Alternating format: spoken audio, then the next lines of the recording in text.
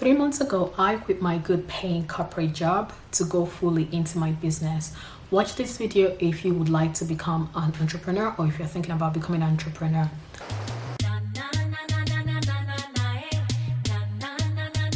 Hey guys, my name is Chine. If this is your first time of seeing my face, I make videos on entrepreneurship, finance, and anything that interests me honestly. And if this is something that you're interested in, please feel free to subscribe. So 3 months ago, I sent in my resignation letter and quit my job. Damn! And went fully into my business. And this is a couple of things that I have learned along the way. The first thing that I have learned is that you need a transition plan. Like guys, you cannot just wake up and quit your job. I mean, kudos to you if you can do it, right? But you need to make a plan. If you are thinking about becoming an entrepreneur, you have to make a plan. And the best way I would advise to do this is to calculate your expenses in a month. So if you have an average of about $2,000 that you spend in a month, I would say multiply that by 12. And that's going to give you 24,000. And I'll say still even have a buffer, right? So if you're planning that, okay, you're gonna like go very hard on your business for at least a year, and by the end of that year, you know should be able to sustain yourself, then I would say yes, plan for that amount you spend plus some more. So if it's 24,000 a year, that's like 2,000 a month. I'll say even have like 30K in savings, right? Like you can't just like quit without having a plan, because the same way you quit to jump into it is the same way you're going to jump out of it. People glamorize entrepreneurship a lot. Like usually when I say I'm a business owner, I have a business, people are like, oh my god, like girl, you're balling, girl this, girl that.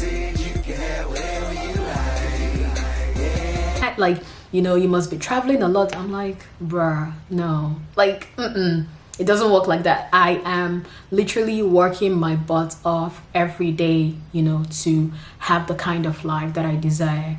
If you're trying to go into entrepreneurship because you think it's like a get rich quick thing, I'm just going to tell you now that no, it's not. Like you're going to work very hard, because think about this. You're the CEO, you're the CFO, you're the CMO, you're the CTO, you're the C-suite, you're everything in the C-suite. You're also like the marketing manager, you're also like the sales girl, you're also like the customer rep. Like you are literally everything, at least for a little while before you can start employing other people. So if this is not something that you're like passionate about, this is not something that you feel is your purpose, then I would say like be careful, because yeah, like I said, the same way you jump into it is the same way you're going to jump out.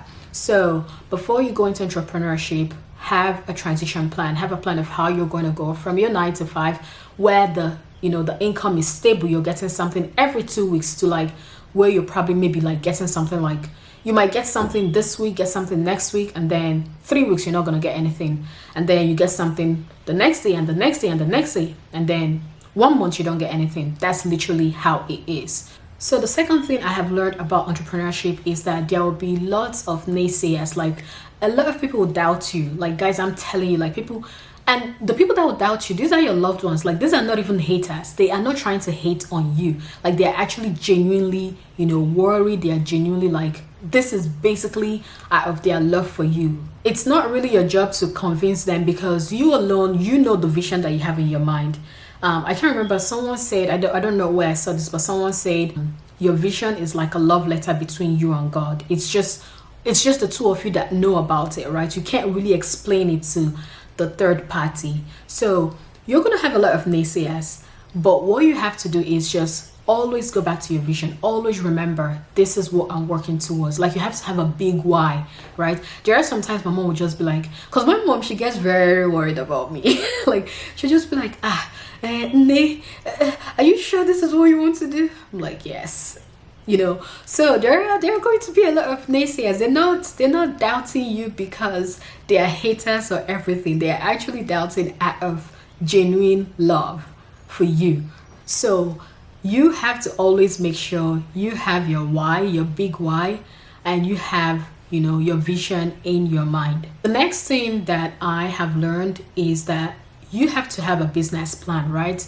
At the beginning, you wouldn't know what you're doing. Honestly, I don't know what I am doing. Half the time, I feel like a badass. Like half the time, I'm like, oh my God, I got this, I'm killing this. And the other half, I'm just like, I have zero idea what I am doing, right? So you need to have a business plan. Like you need to know, okay, in 3 months I need to have achieved this, in 6 months I need to have achieved this, in 12 months I need to have achieved this. Because the thing about entrepreneurship is that you hold yourself accountable. So you can literally wake up and say, I am not working today, and nobody is going to beat you. But if you don't work, you don't eat. If you don't work, you don't get any money. And if you don't get any money, you don't eat. And if you don't eat, yeah. So you need to make a plan. One of the ways I created my plans was after I read this book called 12-Week Year, and I literally like wrote down goals I have for the next 3 months, so the next 12 weeks, and then I divided those goals into tactics.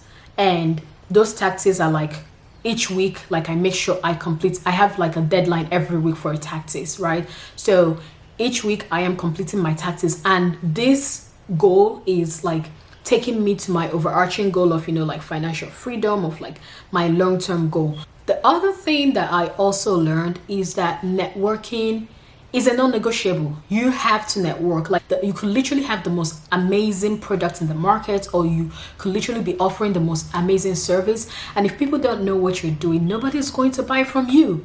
Like you could be the smartest person in this world, but if people don't know that, nobody's going to buy what you're selling. Nobody's going to buy your service. So you have to actually go out and network.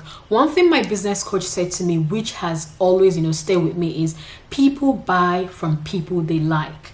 They buy from people they know and they like. So you have to actually go and network. Tell people what you do. Tell people like the products you have. So one of the things I do is I actually have been networking a lot. I do not like networking, right? Like I'm not really like super extroverted. So I'm not really like a people person. So I like to keep to myself, but I had to actually take myself out of my comfort zone and network a lot. And that networking, a lot of networking that I've done has brought me like so many referrals for my business. By the way, my business offers web design services. So if you need websites, or if you know anyone that needs that, please book a discovery call and we can help you sort out your needs. So you have to network. 100% of my business, like 100% of my clients have come through referrals or networking. Like I literally haven't done any ads for my business, right? Well, okay, scratch that. I did an ad, but it was like, I think I had it only for like 2 days, and I was just like, yeah, no, I'm not gonna do this, at least not now. So I canceled the ad. So if you want to do this entrepreneurship, go outside and network, talk to people, genuinely connect to people you like. You don't just have to go and like talk to every single person. No, like connect to people that you actually like and people that you think, you know, you can also add value to. And another thing is also find a community, because the thing about this entrepreneurship path is that it can be very lonely. Like you will literally, you know, feel like you are all alone. You would see other people, you know, doing things, achieving things, and you kind of feel stagnant. You would have obstacles that you have to face, and you kind of like, you don't know how to face those obstacles. But when you have a community, that community helps you overcome all of this. I actually found a new community like this month, and it has been like it has been very amazing so far. I actually talk about it in my LinkedIn, so if this is something you're interested in, just feel free to follow my LinkedIn. Anyway guys, that is the end of this video. Don't forget to like, subscribe and share, and please let me know what other topics you would like me to cover about my journey as a business owner, and I will see you guys next time.